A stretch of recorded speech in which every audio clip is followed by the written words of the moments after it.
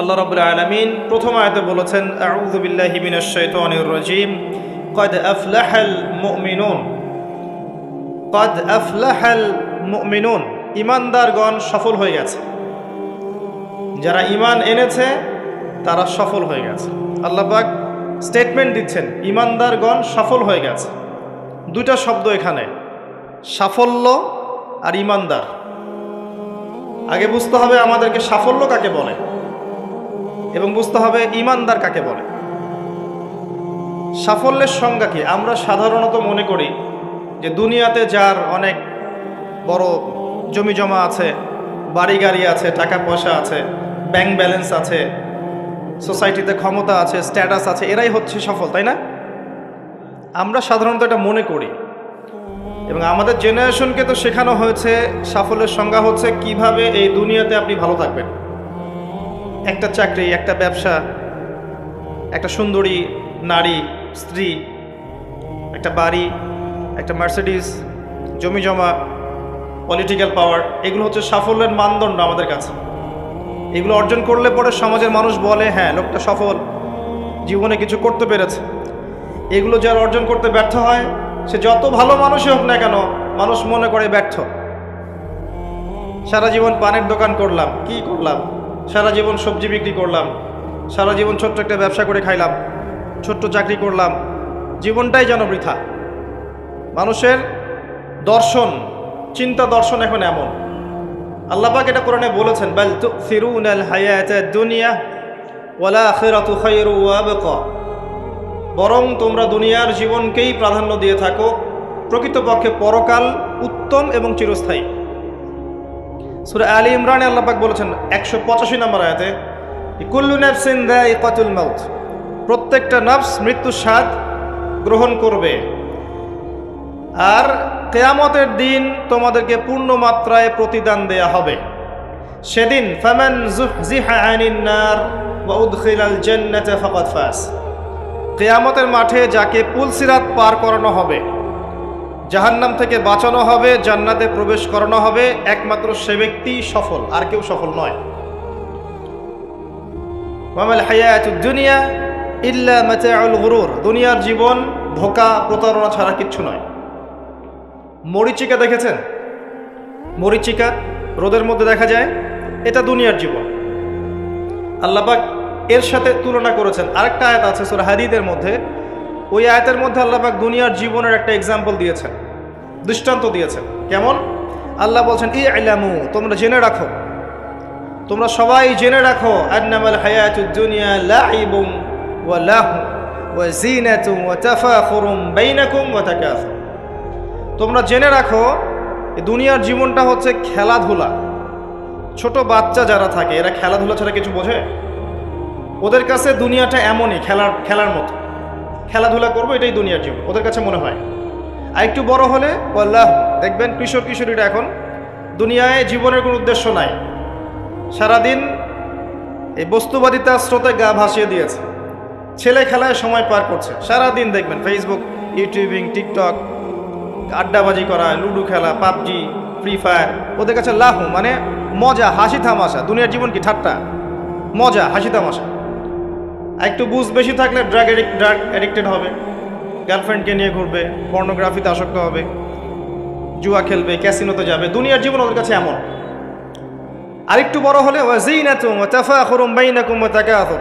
আরেকটু বড় যখন হবে, ম্যাচুরিটি আসবে, তখন প্রতিযোগিতা, প্রাচুর্যের প্রতিযোগিতা, কে কত বেশি সম্পদ আর্ন করতে পারে, কার কত বেশি জমি আছে, কার কত সুন্দর স্ত্রী আছে, কার কত বড় চাকরি, কার কত বড় সম্পত্তি, কার কত বড় ক্ষমতা, জনবল কার কত বেশি। এই যে তাফাখুরুম বাইনাকুম ওয়া তাকাসুর।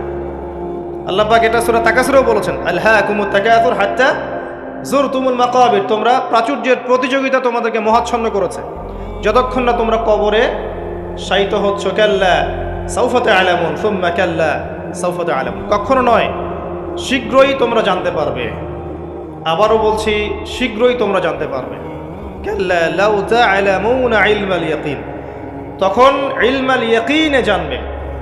একটা জিনিস পড়ে জানার নাম ইলমাল ইয়াকিন নয়, অনুধাবন করবেন যখন, তখন আপনার কাছে ইলমাল ইয়াকিন হবে। যেমন আপনাকে যদি বলি যে গোলাপ ফুলের গন্ধ আর রজনীগন্ধার গন্ধের মধ্যে পার্থক্য লিখে বলেন, লিখিত আকারে পার্থক্য বলেন বা ভাষায় প্রকাশ করেন, পারবেন?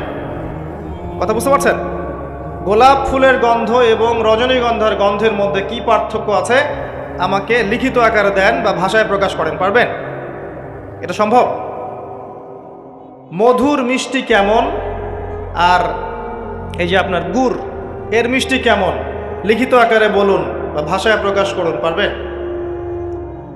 কিভাবে পারা যাবে? কিভাবে? যদি আপনি দুইটা ফুল কাছে নেন, নিয়ে দুটার ঘ্রাণ শোখেন, সুখে আপনি বুঝতে পারবেন, অনুধাবন করবেন। ইলমাল ইয়াকিন, এটা হচ্ছে ইলমাল ইয়াকিন। আপনার নিশ্চিত জ্ঞান হলো যে এই গন্ধটা এমন, এই গন্ধটা এমন। পরে আপনি বলবেন অমুকের গন্ধটা গোলাপের মতো আর অমুকের গন্ধটা রজনীগন্ধার মতো। এই যে ইলমাল ইয়াকিন, মধু খান আবার গুঁড়ো খান, স্বাদ যখন বুঝবেন আপনি বুঝে ফেলবেন যে কোনটা কিসের স্বাদ। এই চাক্ষুষ জ্ঞানটাকে বলা হয় কি? ইলমাল ইয়াকিন। কবরের আযাব না ভোগ করলে মানুষ বুঝবে না পরকাল কি জিনিস, ওইটা ইলমাল ইয়াকিন। আমি বুঝাতে পারছি? কবর যখন চাপ দিবে নাউযুবিল্লাহ, তখন মানুষের ইলমাল ইয়াকিন হবে যে এটাই সেই শাস্তি। সূরা দুখান পড়ে দেখেন, আল্লাহ পাক বলেছেন যুক ইন্নাকা আনতাল আজিজুল কারীম, শাস্তি ভোগ করো, আজকে শাস্তি ভোগ করো। পৃথিবীতে অনেক সম্মানিত ছিলে, আজকে শাস্তি ভোগ করো। এটাই সেই শাস্তি যা তুমি অস্বীকার করেছিলে। তখন বুঝবেন কোনটা ইলমাল ইয়াকিন। তো আল্লাহ পাক এই কথাটা বলেছেন সূরা তাকাসুরের মধ্যে, তোমাদের প্রাচুর্যের প্রতিযোগিতা ব্যস্ত করে রেখেছে যতক্ষণ পর্যন্ত না তোমরা কবরে শায়িত হচ্ছ। কাল্লা সাউফা তা'লামুন সুম্মা কাল্লা সাউফা তা'লামুন কাল্লা লাউ তা'লামুনা ইলমাল ইয়াকিন। নিশ্চিত জ্ঞান সহকারে তোমরা জানবেই ইনশাআল্লাহ তাআলা। আল্লাহ পাক সূরা হাদীদের আয়াতে বলছেন যে দুনিয়ার জীবনটা খেলাধুলা, প্রাচুর্যের প্রতিযোগিতা, অনর্থক বিষয়ে ব্যস্ত থাকা। ই'লামু আন্নামাল হায়াতুদ দুনিয়া লা'ibun ওয়া লাহু ওয়া জিনাতুন ওয়া তাফাখুরুন বাইনাকুম ওয়া তাকাথুরুন ফিল আমওয়ালি ওয়াল আওলাদ। এই প্রাচুর্যের প্রতিযোগিতা হচ্ছে সম্পদের ক্ষেত্রে, সন্তানদের ক্ষেত্রে। এটা করি না আমরা? আমার এত সন্তান, আমার এত সম্পদ। আল্লাহ এটাই বলছেন কামাসালি গায়যিন, এর এক্সাম্পলটা হচ্ছে এমন, কামাসালি গায়যিন আ'জাবাল কুফফারা নাবাত। দুনিয়ার জীবনের উদাহরণ হচ্ছে এমন একটা বৃষ্টির মতো, ভালো করে বোঝেন, একটা বৃষ্টির মতো যে বৃষ্টিটা একটা মৃত জমিনে পড়লো, জমিনটা মৃত ছিল, এরপর জমিনটা সজীব হলো, হওয়ার পরে সেখানে ফসল ফলল, ফসলটা এক পর্যায়ে সবুজ হলো। কি হলো? সবুজ, শস্য শ্যামল হয়ে গেল। এরপরে এই ফসলটা হলুদ বর্ণ ধারণ করল। হলুদ বর্ণ ধারণ করে না শেষে? এরপর চাষি এটাকে কেটে ফেলল। এই যে বৃষ্টি পড়লো, মৃত জমিন জীবিত হলো, এই যেখানে বীজ দেয়া হলো, ফসল ফললো, ফসলটা সবুজ হলো, তখন চাকচিক্যময় চারপাশ, শস্য শ্যামল, সুজলা সুফলা, না? খুব ভালো লাগছে। এরপরে আবার দেখবেন ওইটা পীতবর্ণ ধারণ করবে, হলুদ হয়ে যাবে, চাষি ওটাকে কেটে ফেলবে। সুম্মা ইয়াকুনু ফাতারাহু মুসফাররান সুম্মা ইয়াকুনু হুতামা। এরপর এই যে ফসলটা কেটে ফেললেন, এটার খড়কুটা পড়ে থাকলো না, এটা দিয়ে আপনি জাল দিবেন, আগুন জ্বালাবেন, তাই না? রান্নার কাজে ব্যবহার করবেন। এই হলো দুনিয়ার জীবন। ওয়া ফিল আখিরাতি আযাবুন শাদীদ, আর পরকালের জীবনে স্থায়ী, এখানে আছে কঠিন শাস্তি, অথবা ওয়া মাগফিরাতুম মিনাল্লাহি ওয়া রিদওয়ান, অথবা থাকবে আল্লাহর মাগফিরাত মানে ক্ষমা এবং সন্তুষ্টি। ওই দুনিয়ার ওই ছোট্ট জীবনটাকে যারা আল্লাহর বিধান অনুযায়ী চালাতে পারবে, পরকালে ওদের শাস্তির কোনো ভয় নেই। লা খাউফুন আলাইহিম ওয়া লা হুম ইয়াহজানুন। এই জীবনটায় যারা তাকাসুর, ভোগবিলাস, লাহু, এগুলোতে ব্যস্ত থাকবে, এদের পরকাল হবে আযাবুন শাদীদ, কঠিন শাস্তির। ওয়া মাল হায়াতুদ দুনিয়া ইল্লা মাতাউল গুরুর। এই হলো সূরা হাদীদের আয়াত। দুনিয়ার জীবন প্রতারণা ছাড়া কিচ্ছু নয়। অতএব তোমাদের করণীয় কি? তার পরের আয়াতে বলা আছে ওয়াসাবিকু ইলা মাগফিরাতিম মির রাব্বিকুম ওয়া জান্নাহ। অতএব তোমরা দুনিয়ার জীবনকে প্রাধান্য না দিয়ে পরকালের দিকে ফোকাস করো, তোমার রবের পথের দিকে ফোকাস করো। ছুটে চলো, তোমরা ছুটে চলো সেই জান্নাতের দিকে যার প্রশস্ততা আসমান এবং জমিনের সমান।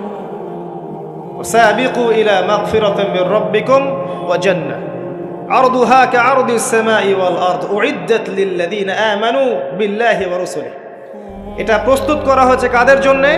যারা ঈমান এনেছে এবং তদনুযায়ী কি করেছে?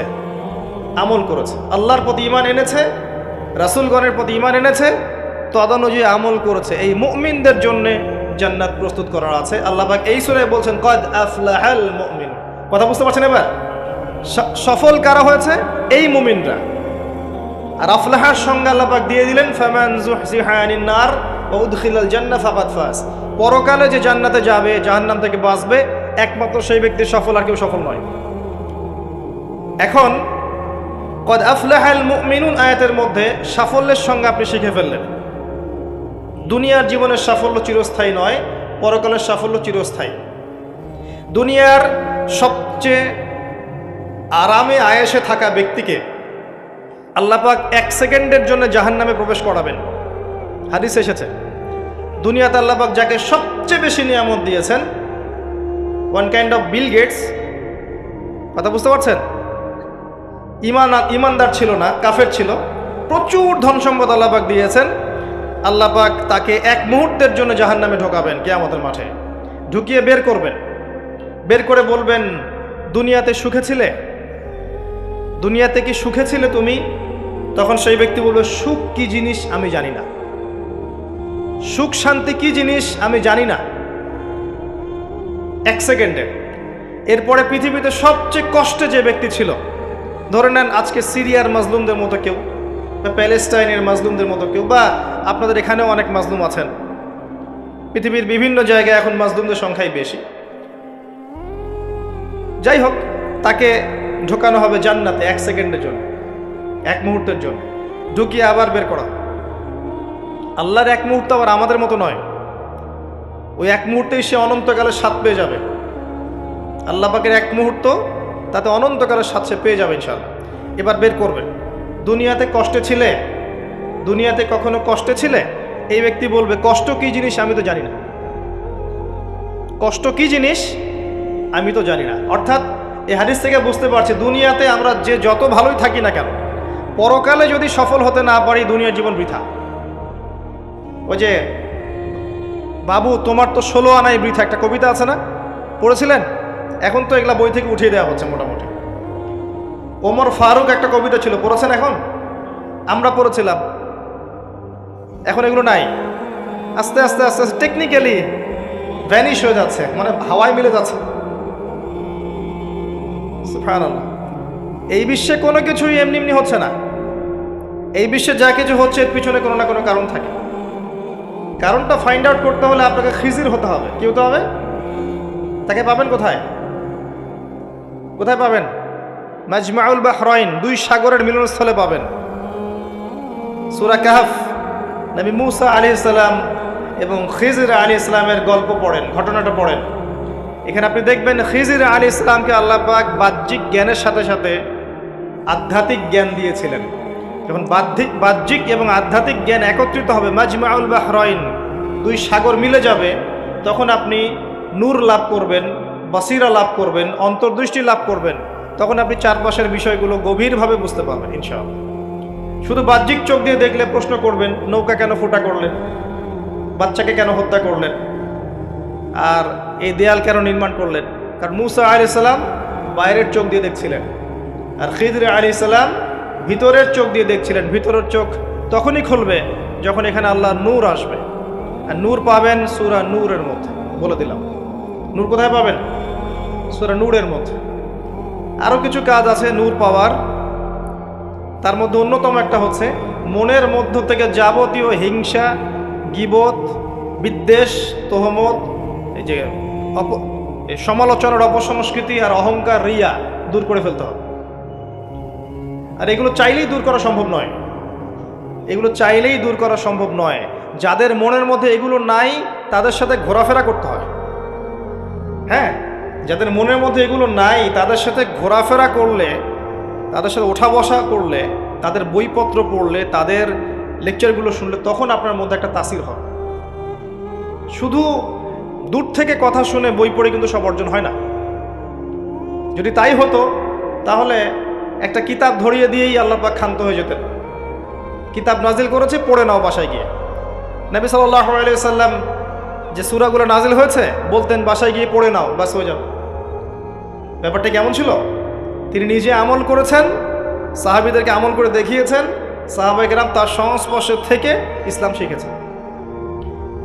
এখন ডিফিকাল্ট সিচুয়েশন, আপনি যাবেন কোথায়, কার সংস্পর্শে যাবেন? অনেক ক্ষেত্রে এমনও দেখা যাবে যারা ইসলামের ধারক আর বাহক, তাদের ভিতরে ইসলাম নাই। বাহ্যিকভাবে মনে হবে ইসলামের ধারক বাহক, ভিতরে নিজেরই ইসলাম নাই। তো খুব ডিফিকাল্ট। এই জন্য আল্লাহর কাছে দোয়া করতে হবে, আল্লাহ আমাদেরকে উপযুক্ত আলেম, উপযুক্ত ওলামায়ে কেরাম, উপযুক্ত ওস্তাদ, উপযুক্ত মাশায়েখ এগুলো দান করেন। তারপরে আল্লাহ পাক ইনশাল্লাহ দান করবেন ইনশাআল্লাহ আযজা ওয়া জাল। যাই হোক, পয়েন্ট একটা শিখলাম, দুনিয়ার জীবন চূড়ান্ত না। দুনিয়ার জীবনের সবচেয়ে সুখী ব্যক্তিও জাহান্নামে গেলে বলবে সুখ কি জিনিস আমি জানি নাই। আর দুনিয়ার সবচেয়ে কষ্টে থাকা ব্যক্তি জান্নাতে গেলে বলবে দুঃখ কি জিনিস আমি জানি না। মানুষ দোয়া করলে কয়েকটা জিনিস হয়। মানুষ দোয়া করলে রিজিক যদি হালাল হয়, আকীদায় যদি শিরিক না থাকে, আমলে যদি বেদাত না থাকে, দোয়া করলে দোয়া কবুল হয়ে যাবে ইনশাআল্লাহ। দোয়া করলে দোয়া ডাইরেক্ট কবুল হয়, অথবা আল্লাহ পাক এই দোয়ার বিনিময়ে তার ভবিষ্যতের কিছু বিপদ আপদ ছড়িয়ে দেন। মনে করেন আপনি দোয়া করেছেন, অনেক দোয়া করেছেন, ইনস্ট্যান্ট আপনি রেজাল্ট পান নাই, তা আপনি জানেনই না এই দোয়ার বদৌলতে আপনার আগামীর বিপদ আল্লাহ কাটিয়ে দিয়েছেন। এটা আল্লাহ জানেন, আপনি জানেন। অথবা কি হতে পারে, অথবা কিয়ামতের মাঠে এই বিনিময় দেওয়ার জন্য আল্লাহ পাক প্রতিদান রেখে দিবেন নিজের কাছে। এবং আমরা অনেকেই কিয়ামতের মাঠে উঠব, উঠে আল্লাহ পাক আমাদেরকে দেখাবেন, আমল নামা দেখাবেন এবং বলবেন অমুক দিন তুমি এই দোয়া করেছিলে, আমি এই দোয়াটা ওই সময় দেইনি, তোমার জন্য জমা রেখেছি, আজকে সেই দোয়ার বিনিময় তোমাকে দান করব। ওই দিন মানুষ বলবে, আমরা বলবো যে কাশ দুনিয়াতে আমার কোনো দোয়াই যদি কবুল না হতো। কথা বুঝতে পারছেন? দুনিয়াতে যদি আমার কোনো দোয়াই কবুল না হতো, আজকে সব প্রতিদান পেতাম। একজন অসুস্থ ব্যক্তি যার দুনিয়াতে প্রচুর রোগ ছিল, কিয়ামতের মাঠে যখন দেখবে যে এগুলোর প্রতিদান কত হাজার হাজার নেকি সে পাচ্ছে, তখন সে বলবে দুনিয়ার পুরো জীবনটাই যদি অসুস্থ থাকতাম কতই না ভালো। আমি বুঝাতে যাচ্ছি, এরকম অনেক হাদিস আছে, বলতে গেলে রাত শেষ হয়ে যাবে, যে দুনিয়ার জীবনটার মূল্য আল্লাহর কাছে খুব বেশি নয়, একটা মাছির পাখার সমানও নয়। যদি হতো তাহলে কোনো কাফের মুশরিককে আল্লাহ পাক এক ঢোক পানি খেতে দিতেন না। আর আজকে আমাদের চিন্তা চেতনা সমস্ত বিষয় দুনিয়া কেন্দ্রিক। আমাদের পড়াশোনার উদ্দেশ্য দুনিয়া, ব্যবসার উদ্দেশ্য দুনিয়া, চাকরির উদ্দেশ্য দুনিয়া, আমাদের সামাজিক কাজগুলোর উদ্দেশ্য দুনিয়া, সব কিছুই দুনিয়া কেন্দ্রিক। আর আমরা সবাই মনে করছি দুনিয়াই দুনিয়া, এরপরে আর কিছু নাই। মনে রাখবেন, যে ব্যক্তি দুনিয়ার জন্য দুনিয়া করে, শুধু দুনিয়ার জন্যই দুনিয়া করে, সে দুনিয়া পরকাল দুটোই হারাবে। আর যে ব্যক্তি পরকালের জন্য দুনিয়া করবে, সে ইহকাল পরকাল দুটোই পাবে ইনশাআল্লাহ। কথা বুঝতে পারছেন? যে ব্যক্তি দুনিয়ার জন্যই দুনিয়া করবে, সে দুনিয়া আখিরাত দুটোই হারাবে। দুনিয়ার জন্য যদি আমি দিনের কাজও করি তাও হারাবো। কথা বুঝতে পারেন নাই? দুনিয়ার স্বার্থে যদি আমি দিনের কাজ করি, ইসলামকে নিয়ে দুনিয়ার স্বার্থ অর্জন করতে চাই, তাহলে দুনিয়া আখিরাত দুটোই হারাবো। আর যদি পরকালে আল্লাহ সন্তুষ্টি পাওয়ার জন্য আমি দুনিয়া করি, আল্লাহ পাক পরকাল দুনিয়া দুটোই দিবেন ইনশাআল্লাহ। আল্লাহ পাক আমাদেরকে বোঝার তৌফিক দান করুন, আমিন।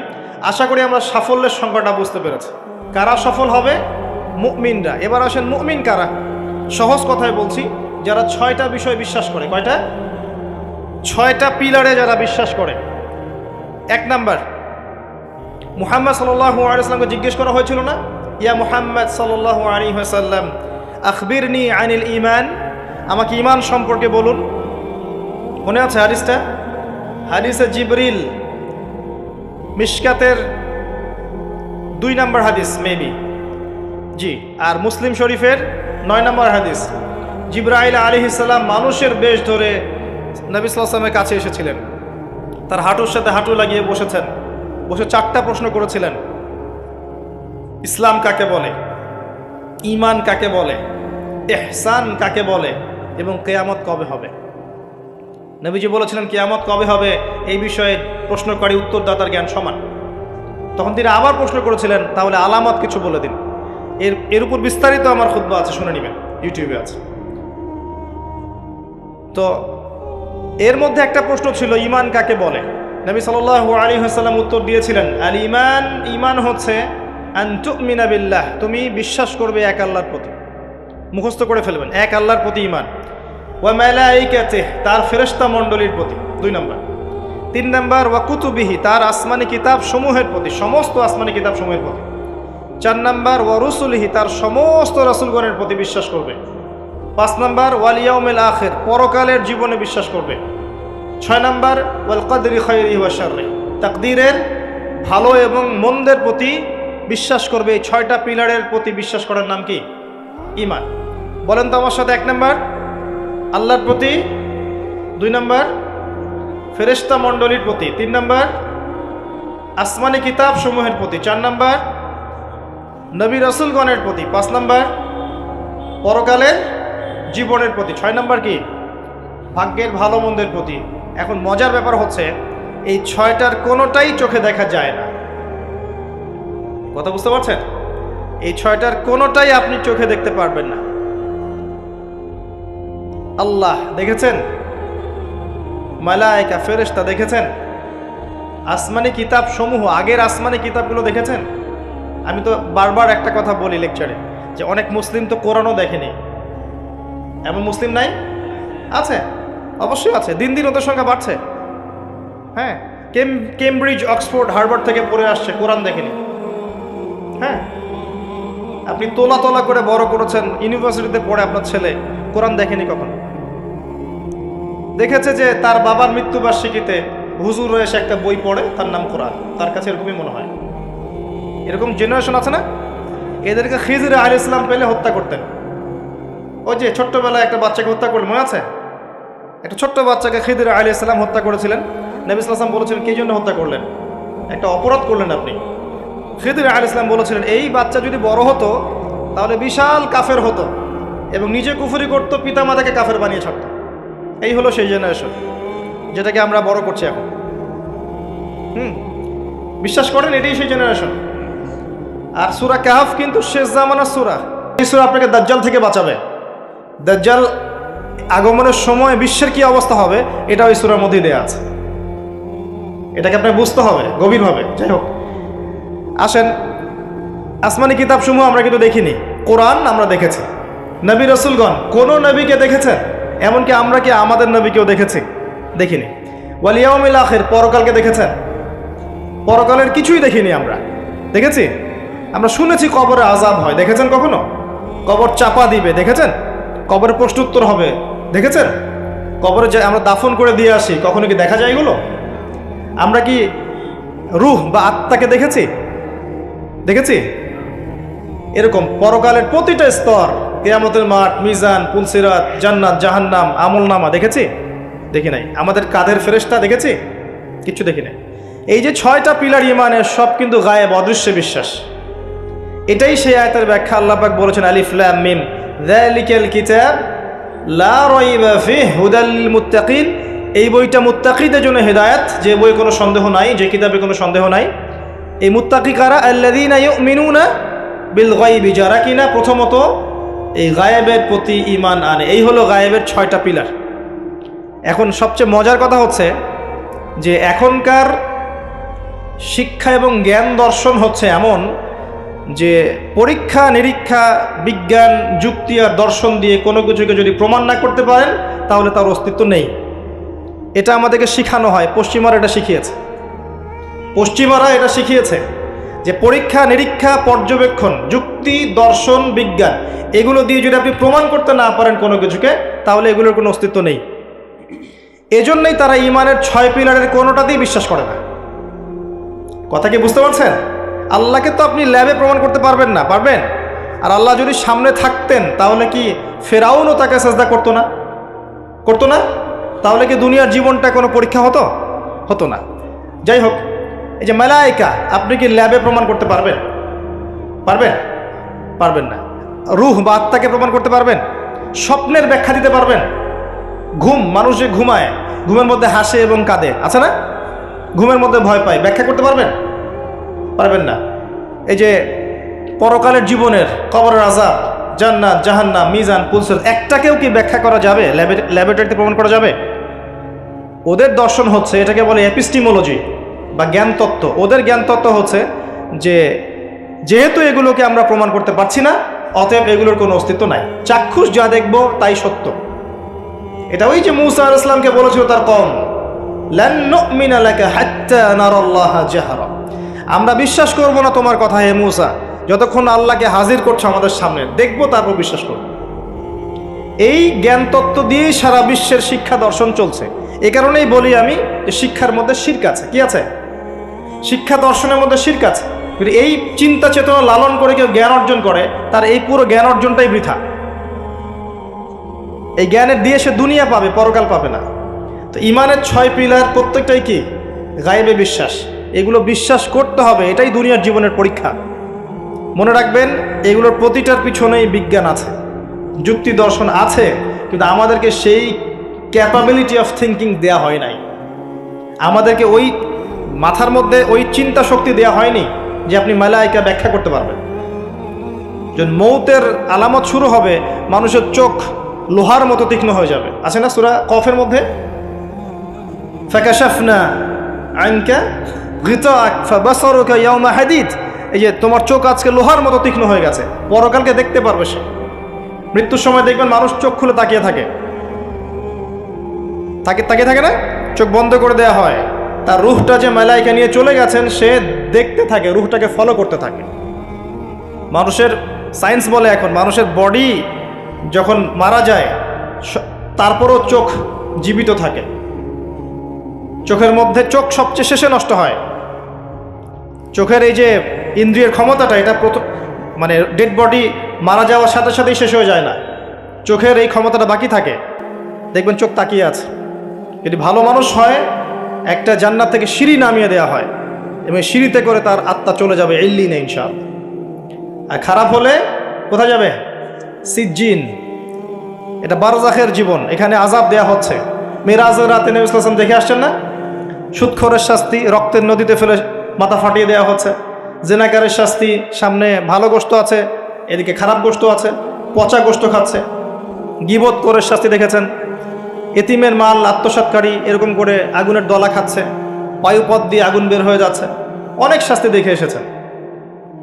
এক শ্রেণীর বক্তার শাস্তিও দেখেছেন। নাউজুবিল্লাহ, আল্লাহ পাক হেফাজত করুন আমাদেরকে। আগুনের কেচি দিয়ে জিহ্বা কেটে দেয়া হচ্ছে, আগুনের কেচি দিয়ে জিহ্বা কেটে দেয়া হচ্ছে। সেটা হচ্ছে বলতো, কাজের বেলা কিছু ছিল না, এবং শরীয়তের মূল বিষয়কে বিকৃত করে ফেলতো এই শাস্তি। যাই হোক, তো এই 6 পিলারে কি করতে হবে? এই 6 পিলার 3টা কাজ করতে হবে। একটা হচ্ছে এই 6টা পিলারে আপনাকে প্রথমে আমাকে মনে বিশ্বাস করতে হবে, এটা 1 নাম্বার। তাসদীক বিল জিনান, ইকরার বিল লিসান। এরপর আপনাকে মৌখিক স্বীকৃতি প্রদান করতে হবে। এরপর আমালু বিল আরকান, কাজে বাস্তবায়ন করতে হবে। আর ঈমান কিন্তু ইয়াজিদু ফিত তাআহ, আল্লাহর আনুগত্যে ঈমান বৃদ্ধি পায়। ওয়া ইয়ানকুসু ফিল মাসিয়া, এবং আল্লাহর অবাধ্যতা করলে ঈমান কিন্তু কমে যায়। ঈমান বাড়ে, ঈমান কমে। ঈমানের 6টা পিলারকে আবার 3টা কাজ করতে হবে: মনে বিশ্বাস, মুখে স্বীকৃতি, কাজে বাস্তবায়ন। কাজে বাস্তবায়ন করতে গেলে আপনি অনেক সময় ভুল করে ফেলতে পারেন, গুনাহ করে ফেলতে পারেন। গুনাহ করে ফেললেই, কবিরা গুনাহ করলেও কেউ কাফের হয়ে যাবে না, সে বড়জোর ফাসেক জালেম হতে পারে। তার তওবার দরজা কি থাকবে? খোলা থাকবে। তওবা করে সে ফিরে আসতে পারে। মৌতের আগ পর্যন্ত ওর তওবার দরজা খোলা আছে। আল্লাহ পাক চাইলে তাকে তওবা নসিব করতে পারেন। এই জন্য কেউ কবিরা গুনাহ করলেই তাকে কাফের মনে করার কোনো সুযোগ নেই। যারা ইসলামের নামে জঙ্গিবাদ ছড়িয়েছে, তারা এই আকীদায় বিশ্বাস করে যে কেউ যদি কবিরা গুনাহ করে তাহলে কাফের হয়ে যাবে। কথা বুঝতে পারছেন? এটা খারেজি আকীদা বলে। কি আকীদা? খারেজি আকীদা। এরা বিশ্বাস করে কেউ কবিরা গুনাহ করলেই কাফের হয়ে যায়, অতএব ওকে মারা হালাল, ওর রক্ত হালাল, ওর সম্পদ হালাল। এই কারণে দেখবেন মুসলিম কান্ট্রিগুলোর মধ্যে এই যে মুসলিম থেকে হত্যা করা হচ্ছে, হত্যা মুসলিম থেকে করা হচ্ছে, নাম দেওয়া হচ্ছে জিহাদ। এটা আমেরিকার এবং ইসরায়েলের এজেন্ডা ছিল, এর বেশি কিছু না। খুব সতর্ক, যুব সমাজ খুব সতর্ক থাকবেন। মানে কিছু মানুষের গরম গরম লেকচারে পথভ্রষ্ট হয়ে যায় না। এত সহজেই একজন মুসলিম কাফের হয়ে যায় না। কবিরা গুনাহ করলেই কোনো মুসলিম ব্যক্তি কাফের হয়ে যায় না। সে বড়জোর ফাসেক জালেম হতে পারবে, তার তওবার দরজা বন্ধ হয়ে যায় না, বরং খোলা থাকবে। মৌত পর্যন্ত সময় আছে তার তওবা করে ফিরে আসে। খুব সাবধান। এই জায়গায় সেই সমস্যা যেটা আপনারা ধরতে পারবেন না। এটা এই সমস্যাগুলো পলিটিশিয়ান ধরতে পারবে না, কিন্তু এটা হচ্ছে জ্ঞানতাত্ত্বিক সমস্যা, ধর্মতাত্ত্বিক সমস্যা। এখানে এই ব্যাখ্যা দিয়ে যুবকদের মাথা ওয়াশ করা হয়েছে। খুব সাবধান। এখানে আল্লাহ পাক বলছেন কদ আফলাহাল মুমিনুন, এইভাবে যারা ঈমান নিয়ে আসবে তারা সফল। তাহলে ঈমানের বিষয়টা আমরা বুঝলাম যে আমরা শৈথিল্যবাদীও হব না, চরমপন্থীও হব না। আমরা ঈমানের 6 পিলারে বিশ্বাস করব, মৌখিক স্বীকৃতি দিব, মনে বিশ্বাস করব, কাজে বাস্তবায়ন করব। কাজ করতে গিয়ে যদি ভুল ত্রুটি হয়ে যায়, কবিরা গুনাহ হয়ে যায়, তওবা করে ফিরে আসার সুযোগ আছে। কবিরা গুনাহ করলেই কেউ কাফের হয়ে যায় না, বরং সে বড়জোর ফাসেক জালেম হতে পারে। তার তওবার রাস্তা খোলা আছে, তাকে হত্যা করা আমার জন্য বৈধ নয়। সিম্পল। এইভাবে যারা ঈমান আনবে তাদেরকে বলা হচ্ছে আফলাহাল মুমিনুন, তারা সফল হয়ে গেছে। এবং তাদের আরও কিছু কোয়ালিটি আল্লাহ পাক বলেছেন, আমি একটা একটা করে বলে শেষ করছি। আল্লাহ পাক বলেছেন আল্লাযীনা হুম ফি সলাতিহিম খাশিউন। এভাবে ঈমান আনার পর তাদের প্রথম কাজ, তারা নামাজের মধ্যে খুশু খুজুর সাথে নামাজ পড়ে, যেটা এখনকার ডিজিটাল নামাজ আপনি পাবেন না।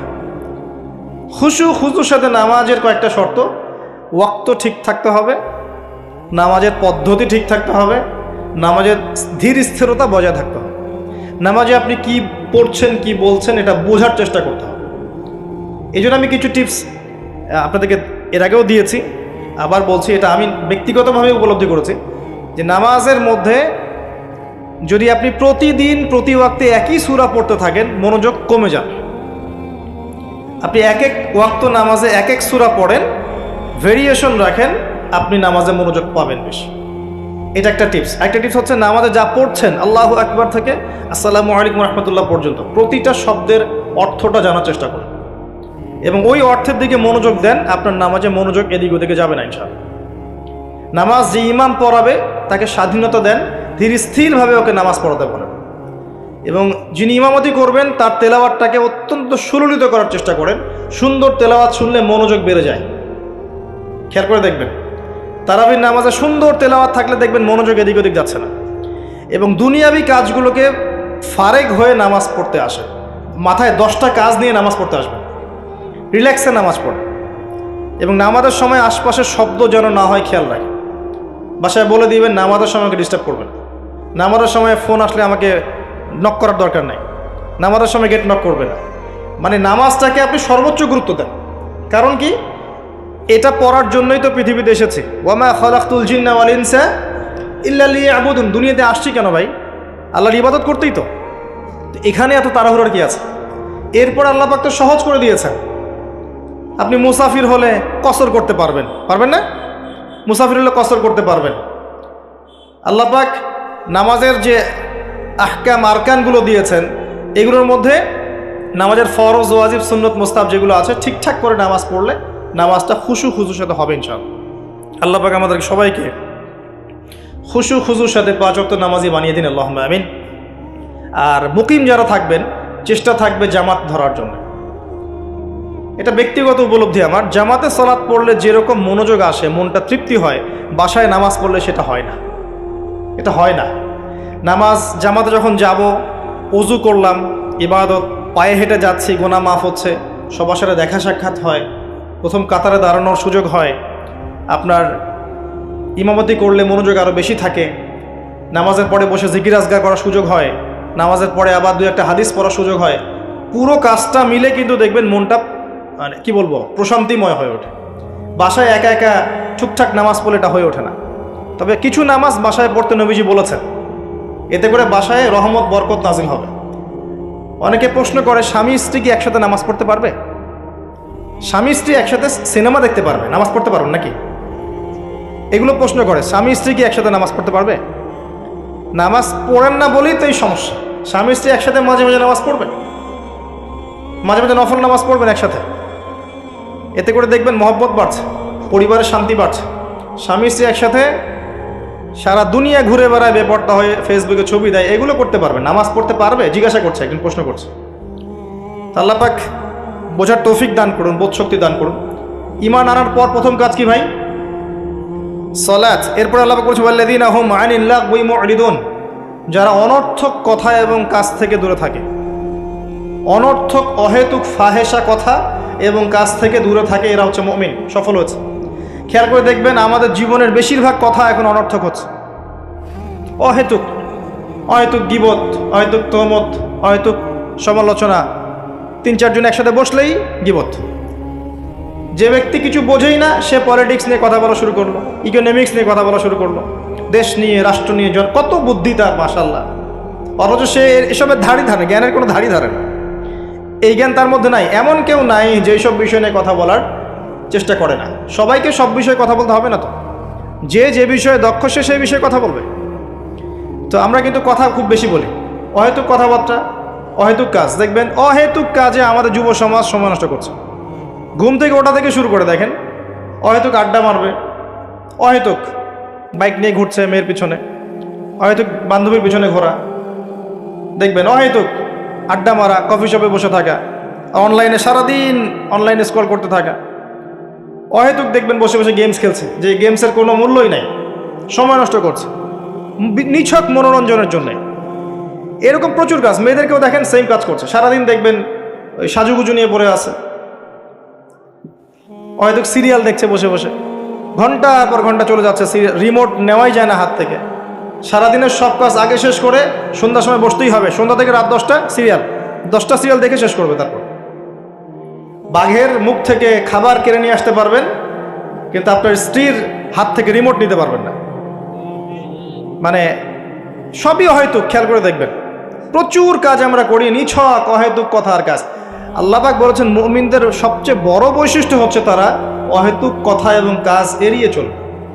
কথা বললে দিনের কথা বলবে, আল্লাহর কথা বলবে, রাসূলের কথা বলবে, যে কথায় কোনো উপকার আছে এমন কথা বলবে, যে কথায় নিজের বা নিজের পরিবারের, নিজের দেশের, নিজের জাতির, নিজের উম্মার উপকার হয়, দিনের খেদমত হয়, এমন কোনো কথা বলবে বা কাজ করবে। আর যদি কোনো জায়গায় বসে দেখেন অহেতুক কথা কাজ হয়ে গেছে, সেক্ষেত্রে ওঠার আগে অবশ্যই এই দোয়াটা পড়বেন, সুবহানাকা আল্লাহুম্মা বিহামদিকা আশহাদু আল্লা ইলাহা ইল্লা আনতা আস্তাগফিরুকা ওয়া আতুবু ইলাইক। আশা করা যায় ওই বৈঠকে আপনি যে অহেতুক কথাগুলো বলেছেন এটা মাফ হয়ে যাবে ইনশাআল্লাহ। তো আল্লাহ পাক আমাদের সবাইকে অনর্থক কথা এবং কাজ থেকে বেঁচে থাকার তৌফিক এনায়েত করুন, আমিন। এরপর আল্লাহ পাক বলেছেন ওয়াল্লাযীনা হুম লিযাকাতি ফাঈলুন, যারা যাকাত আদায় করে। এখানে যাকাতের 2টা অর্থ, একটা হচ্ছে মালের যাকাত প্রদান করা, নিসাব পরিমাণ সম্পত্তি থাকলে 2.5% যাকাত দিবেন। যাকাত দেন তো? শুধু যাকাতটা যদি আমরা কালেক্ট করতে পারতাম আমাদের সমাজে দারিদ্রতা বলে কিছু থাকতো না। শুধু যাকাতটা যদি আমরা সংগ্রহ করতে পারতাম সবাই, আর আমরা যদি দিতাম। আমরা অনেকে নামাজ পড়ি, যাকাত দেই না। রমজান মাসে তারাবির নামাজে এসে অনেক বড় বড় বাহাদুরি দেখাই, যাকাতটা আদায় করি না। বহু মানুষ আছে আমরা যাকাত দেই না। এমন অনেক মানুষ আছে আমাদের সমাজে যাদের এক একজনের যাকাতের টাকা দিয়ে শত শত মানুষের কর্মসংস্থান করা সম্ভব, জানেন? এমনও অনেক মানুষ আছে আমাদের দেশে। আমরা বলি না যে আমরা মধ্যম উন্নয়ন অগ্রগতির দেশ, তাই বলছি না এখন, কিন্তু উন্নয়নশীল দেশ হলে আমাদের মধ্যে এমন অনেক মানুষ আছে যাদের সম্পদ মাশাআল্লাহ ওই আকাশের চূড়ায় পৌঁছে গেছে। যাকাত নেন, দেখবেন অনেক কিছু করা সম্ভব। স্বেচ্ছায় যাকাত দেওয়ার মানসিকতা তৈরি করে, এটা ফরজ জিনিস, নফল নয়। এটা একটা অর্থ। নিসাব পরিমাণ সম্পদ থাকলে যাকাত দিয়ে দিন। যদি